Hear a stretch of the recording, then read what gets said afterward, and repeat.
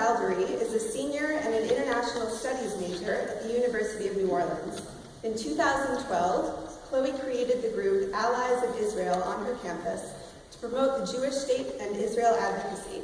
As a result of her work, she was named one of the top 100 positively affecting Jewish and Israeli life in Al Jamainer's inaugural celebration of this category.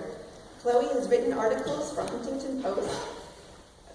Huffington Post, Tablet Magazine, the Jerusalem Post, and Israel National News.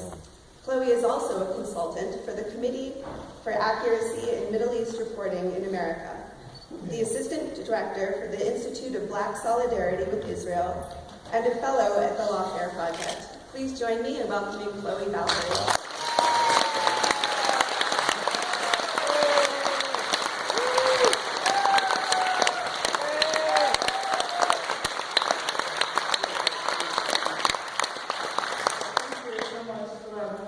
I'm really excited to be back in Boston. I haven't been here in a couple of months. I was here interning with Camera, which is a great organization which we all should support.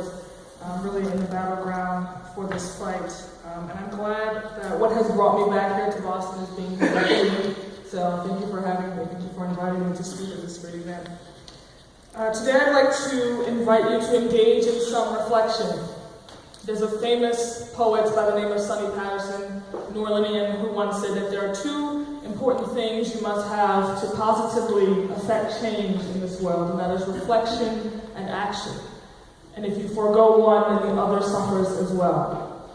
And this summer we had a lot of action. Obviously Israel saw a lot of action, but we here in the Boston community and the pro-Israel community in general saw a lot of action this summer. We went to a lot of rallies, did a lot of counter-protests, wrote, engaged our community about this conversation, this public conversation about Israel, the Arab-Israeli conflict, and Zionism. So we saw a lot of action. But today I'm going to try to invite you to engage in some reflection. Consider the first stanza in the Civil Rights Anthem written in 1899. Lift every voice and sing, till earth and heaven ring. Ring with the harmonies of liberty. Let our rejoicing rise high as the glistening skies.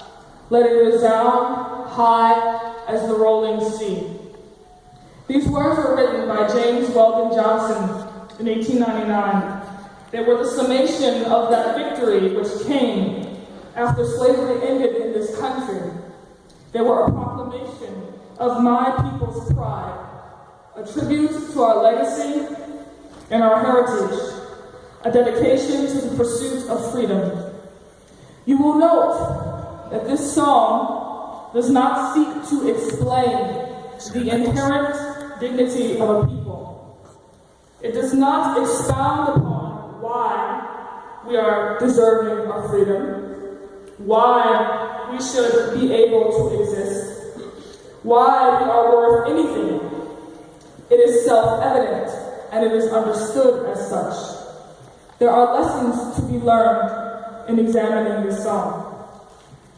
The reestablishment of the State of Israel was the culmination of Zionism, an honorable, noble political cause that continues to this very day.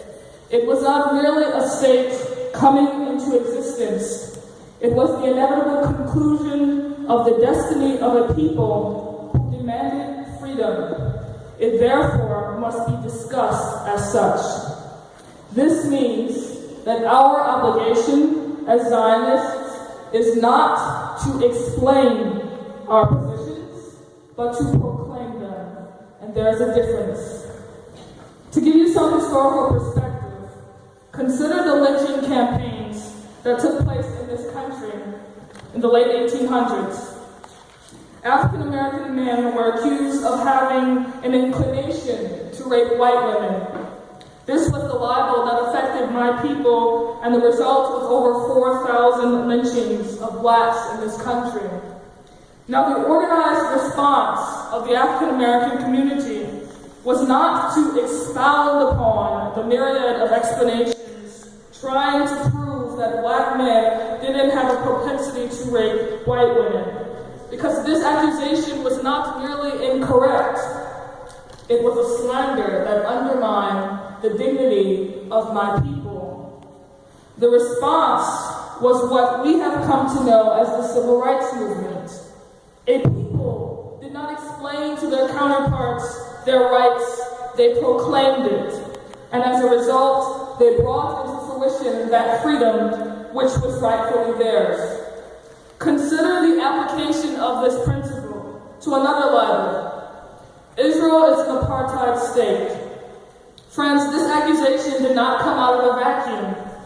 It is the 21st century version of the old European definitions that led to racism inscribed in European laws and which culminated in the Holocaust.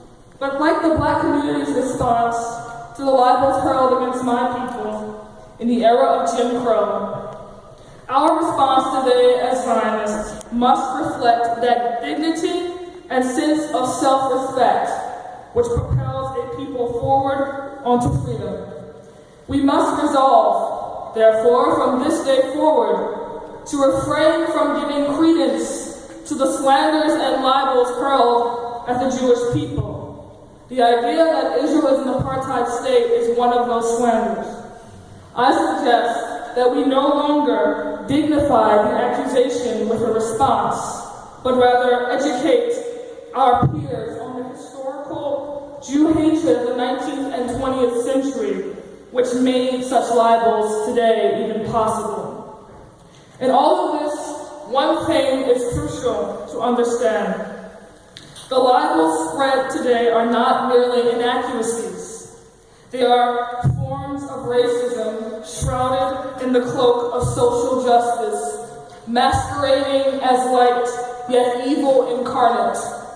And so we must proclaim the truth. We do not explain. In doing this, we demand that liberty and justice, which is by providence rightfully ours, proclaim. Do not explain. Proclaim. Fight for the honor of the Jewish name. The final words of that civil rights anthem are as follows.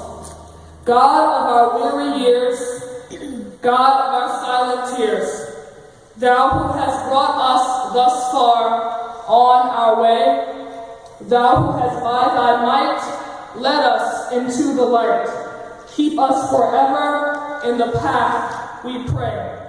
Sing a song full of the faith that the dark past has taught us. Sing a song full of the hope that the present has brought us. Facing the rising sun of our new day begun, let us march on till victory is won. Thank you.